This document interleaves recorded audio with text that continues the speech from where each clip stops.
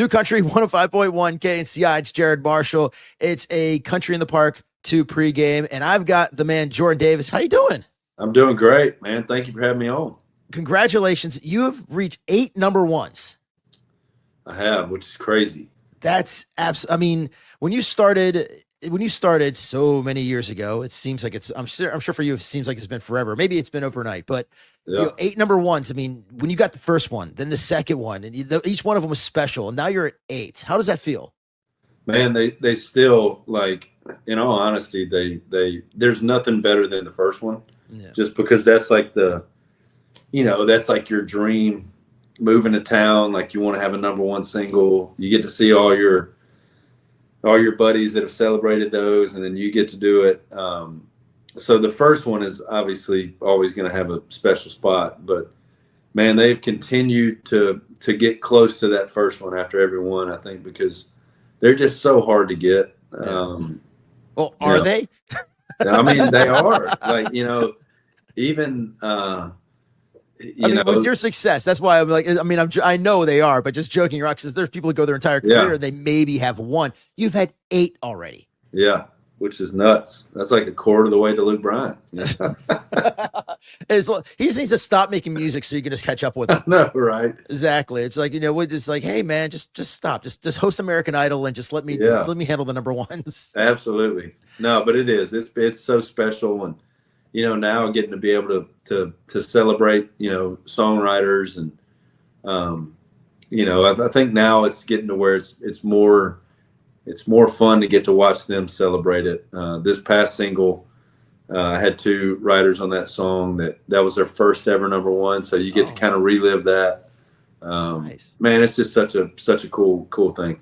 How do you celebrate a number one? Because obviously the first one, I'm sure you had a pretty epic party, but all the ones going down now that you're dad and all that, like, how do you do you take the kids to Chuck E. Cheese, or what do you do? Man, we still throw down pretty good. We still have a big party. But yeah, I just remember on the last, I ain't saying, that morning, I found out Sunday morning, I just got in off the road, got the call that we got the number one song.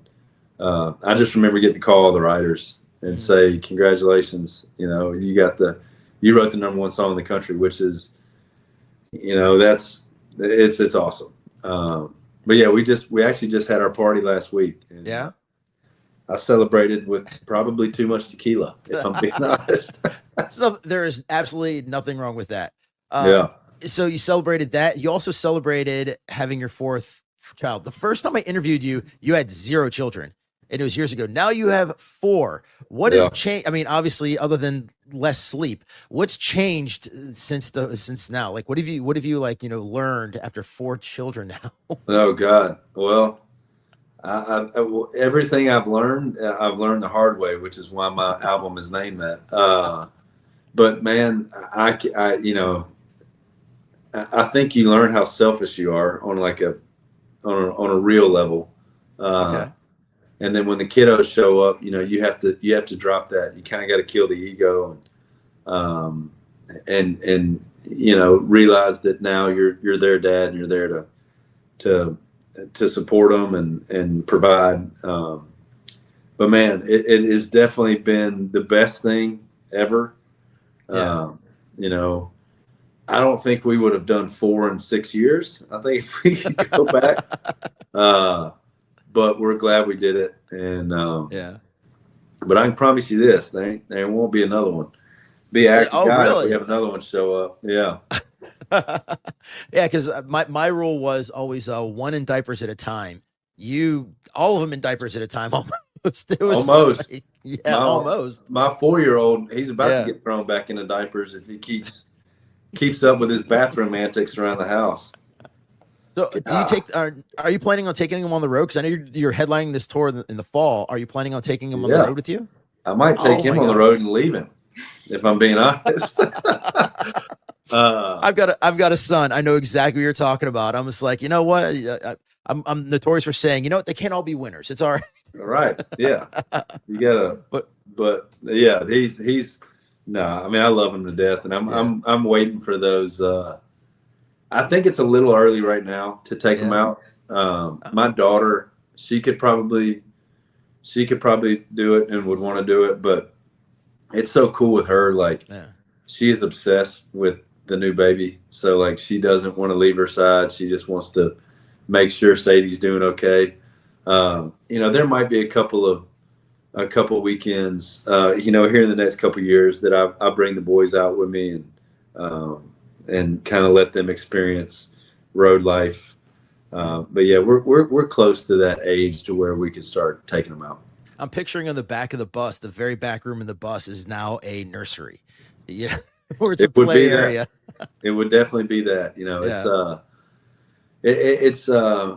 I want to do that. You know, we've always kind of talked about, you know, in the future when they get a little bit older, just kind of getting a bus and, you know, spending the summer on the road, you know, for 3 months when they're out of school or whatever, you know, just getting to see some really cool spots and doing that. But yeah, right now with the ages that we have them, it would be a lot. And some of the school, like, so you're going on tour this fall, and I know you're playing some venues you've never played before. What are some of the cool spots and sites you're excited to see this fall when you hit the road? Yeah, I mean, Red Rocks has always been my bucket list venue. So, you know, getting to play Red Rocks is pretty special. Yeah. You know, we got the Greek Theater in LA. Okay. Yeah. Which will be cool. And then Radio City Music Hall, which is nice. is a special one too. So I'm excited to hit all three of those. But I mean, anytime I get to get on stage anywhere, you know, I don't take it for granted. So I'm excited for all of them. Oh, and you're going to be on the stage. You're going to be at the Grand Ole Opry this weekend, right? Yeah. Getting to step back on. And I mean, you know, when it comes to country music, there's nothing better than that. But yeah, you know, that's the one that my dad always wants to be at. You know, I could sit here and tell him about Red Rocks or Radio City or the Gorge or, you know, name a special venue. You know, but the coolest thing for him and my family is when I get to play the Grand Ole Opry. So it's and for me too. I don't want to act like I'm knocking that at all, but it's a special night. Well, in Nashville, I mean, it's the Mecca. You do that, and I mean, the first time you did it, I'm sure it was that moment you were like, I'm making it, like, I'm getting recognized. And then now you're doing it again and multiple times. It's got to be pretty cool. It's amazing. The history, you know, the actually performing is great to get to stand in that circle where the legends have stood, but also too, like, just being backstage, and you know, being around, you know, walking in the rooms and hallways that, you know, still to this day, Connie Smith and so many legends you get to see out there. So it's cool. It's got to be cool also with your dad going. You get to take him backstage and walk him around and allow him to kind of experience what you experience. Yeah, I mean, there's just so many photos back there of just, you know, country music. The people that made country music what it is. And I think that's really what makes the Opry so special, is it makes you feel like you're a part of the country music family. And in my book, there's nothing better than that. So it's a special night. And I think personally, because country music is becoming more and more mainstream, more and more popular. I mean, I can't remember a time that I think it's been more popular with pop culture than now. And what I love also about it is things like the Opry, and a lot of these new country music fans are not just they're learning and discovering older country and you know, 90s country and 80s country. And it's cool because they're not just sitting there and going like, I just want to know the new stuff, which is great because I mean, you're an amazing artist and your songs are phenomenal, but they also get to know the history of it too. So I think that actually helps it grow even larger and it gives it that longevity. No, 100%. You know, that's why I've kind of always said, like, you know, and this was like early on in Nashville, or I guess for me, but it's like, you know, the people of like, oh, pop country this, or like, oh, it's never going to be as good as 90s country, or nobody could ever do it like Junior or, you know, Waylon and Willie and Merle and all those guys. And it's like, maybe that may be true, but if anything, nowadays you've got the genre's got Post Malone, Cody Johnson, John Party. Yeah. You know, obviously Morgan being one of the biggest artists in the world. Exactly. It's so wide ranging that like I view it as like, man, that's awesome. Like imagine the people that are going to listen to Morgan or Post or Cody and be like, oh, so that's country music. Cool. Listen to it. And then be like, well, these guys always talk about Waylon Jennings or Keith Whitley. Yep. You know, the reach that it's getting now. So it's like, as opposed to like hating on it.